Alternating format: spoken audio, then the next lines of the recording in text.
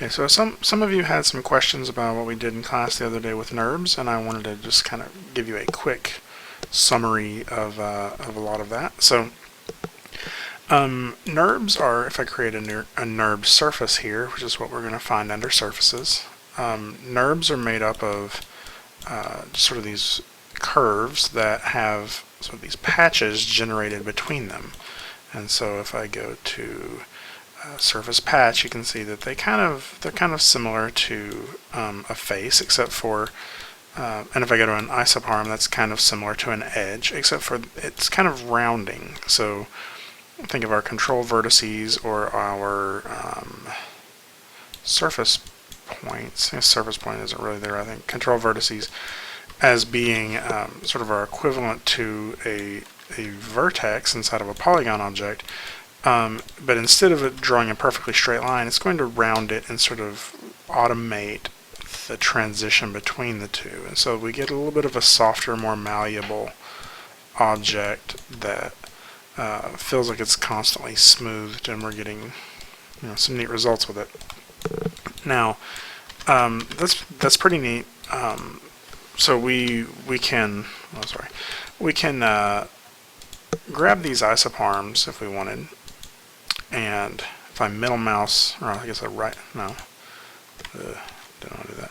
I middle mouse drag? No, I guess a regular drag, that's right. I can insert a new one, so basically let's say I put one there, and then all I have to do now is under surfaces, go to edit Nurbs, insert isoparm, and so that's going to give us another little section there. And so this is kind of like inserting edge loops, and so we're getting a little bit more detail of stuff to work with. Now we can generate our own Nurbs object using some curves. So if I create a circle, this is just a Nurbs curve basically, so we get these control vertices that we can manipulate it however we want, right? And so if I Control D to duplicate this and do something like this, scale it up, and then Control D again, move this over, and maybe twist it, move some of these points around just so we can get a different shape. Then when I select these objects in order, I can choose something like loft. You'll see it's going to generate me a shape out of that. Now the thing about it is the history is still on in this. So if I go back and select that original curve that we had and I edit that, it's going to edit the Nurb surface that was generated from that. And it's doing that because, as you see, that input is still in there. So there's an input from that loft. And so let's see if I can actually show you this in the node editor. The node editor is not going to make a ton of sense to you right now, but if I select this object, we can see that we have our make Nurb circle, which generated this first Nurb circle we had here, this one down here. And that's what this is, if I select there. And then this is the other that I duplicated, and this is the other that I duplicated. Well, to create this surface, basically what happened is they were all combined with this loft node. And so this loft node is driving the lofted surface, which is this. And then we are seeing that lofted surface because it has a shader on it. And so these are the nodes that are making up our scene here. I can't delete the initial shading group, but I believe I can go back through here. I keep doing that. I guess that's not really gonna make a lot of difference, but so we still have the history on this, right? We still have the way that this was created, and if I change this, if I change something further back in the history, it's just going to map that straight through and make the changes all the way to everything that's connected to it, right? So I change this in the history. I can change my control vertices of this shape, and so this is how I can generate this object from these curves and still maintain the history. The problem with this is if I decide later that I just want to hide these or move these somewhere else, these curves, and I want to keep my object here, well, they're still connected, and I can't move them, or if I just move one, I may accidentally just like destroy my object, you know. So this history is nice when we're creating it, but there's a point where we probably just want to get rid of it. And to do that, we just go to Edit, Delete by Type, and History. And so watch when I do that, you see that those curves that we created are still there. The lofted surface is still there, but they're not connected anymore. And now the beginning of the chain for this lofted surface is the object itself, and we can look under our channel box for that object and see that there's actually no inputs at all. So hopefully that helps you understand how Nurbs work, or how history and some of the generation of Nurbs works. So let's go to our front view. This is what Nurbs are used for a lot. I'm going to go to left view, and I'm just going to start drawing a shape. So I'm going to grab a curve. I'm going to use a CV curve. No, I'm not. I'm going to use an EP curve. And so I'm going to go to my left view. And so all of these are generating the same curves, or the same type of object. They'll just generate it in a different way. And so the reason I choose an EP curve is because it lets me draw specifically points on the curve. So we see that. So I want to do this around our center axis, which is our y-axis, and I want that to be the center of my object. So I want to just snap to the grid at that point. So I could use this grid snap, and you'll see that everything I do tries to snap somewhere on the grid. Or I could use the shortcut for that, which is X. And in fact, if I hold down X, it doesn't toggle it on or on. It's just on while I hold the key down.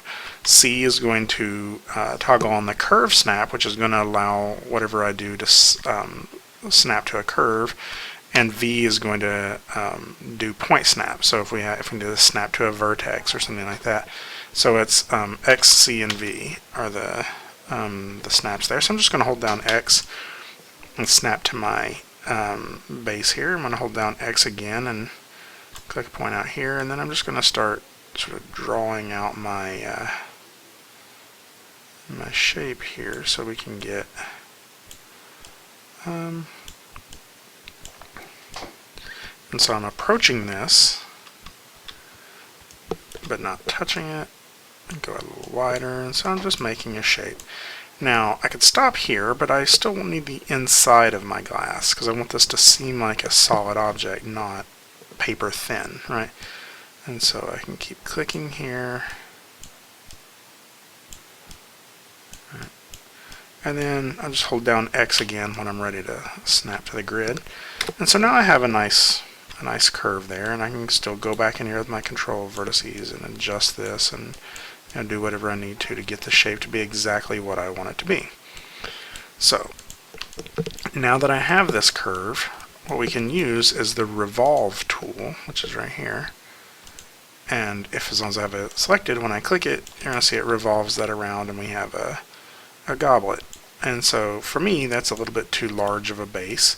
So something I can do is I can still select that curve that we initially created. Due to my control vertices, I can make that smaller, right? Or I could go in here to one of these inside points, make this area a little wider. So I'm just making some slight changes to this just by adjusting that original curve we generated it with. Now, I can also convert this to polygons. Let's say I wanted to do something a little bit more detailed in it, and I want to just get this as a polygon version. So now I can go to Modify, Convert, and I can convert Nurbs to polygons. Now, the settings on these are hard to remember. So usually I do General Quads, okay, and instead of Standard Fit or any of these other points. If I just do General and then set this to Quads, that means it's going to convert it to square faces, quadrangles, quad faces, and then the general tessellation. And then this is going to give me some options on how many curves, or how many faces I'm going to get per isoparm. And so usually I use the bottom option, per span number of isoparms.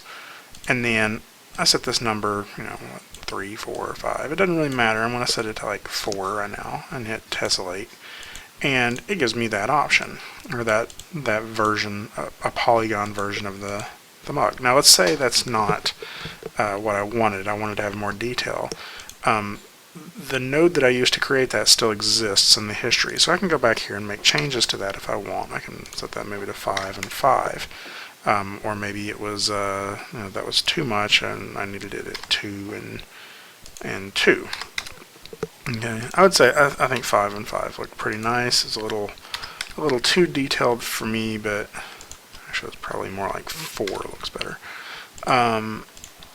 So now we have this, but keep in mind the history still exists on all of this. So I can still grab this curve and make some major changes to all of the objects that go down the chain from this. And so if I go look at my node editor again, Windows Node Editor, and I select my polygon object and look at this, you'll just see that it started with a curve. We revolved it. That revolve created a Nurbs surface. That Nurbs surface was then tessellated to make a polygon object, and that polygon object has a shading group on it. And so that's the line that is generated to create this object.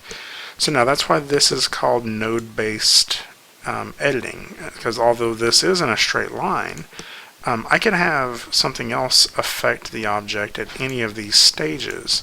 Like it's in a straight line right now, but let's say I wanted to also have something else affect the color set. Well, I can have that come in here at this point in the chain, and it will affect everything further down the line from it. You can't do that with layer-based things. You can't have, let's say you can't have one layer in Photoshop both have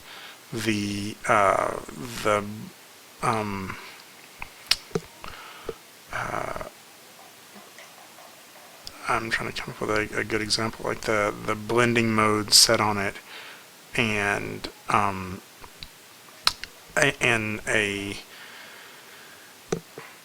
let's say a multiply blending node and a color blending node or mode can't be set on the same layer, right?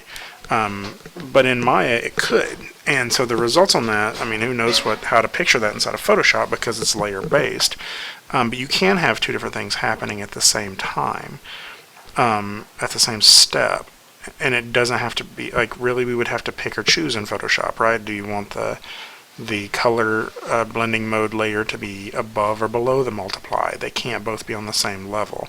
Well, in Maya, because we're dealing with such complex sets of attributes, sometimes you need to affect multiple things on this at the same exact time in this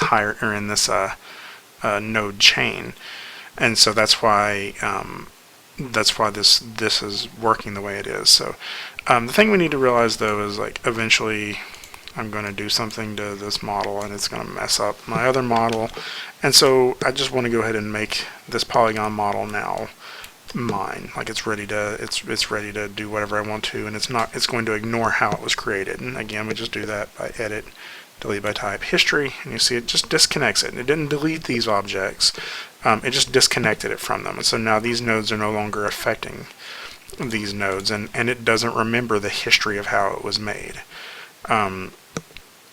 And so the way it was made still exists, it just doesn't remember it. So hopefully that makes sense, and we can go now and do whatever we need to with this. We can texture it, we can animate it, or whatever. So let me know if you have any questions, and I will talk to you soon. Bye.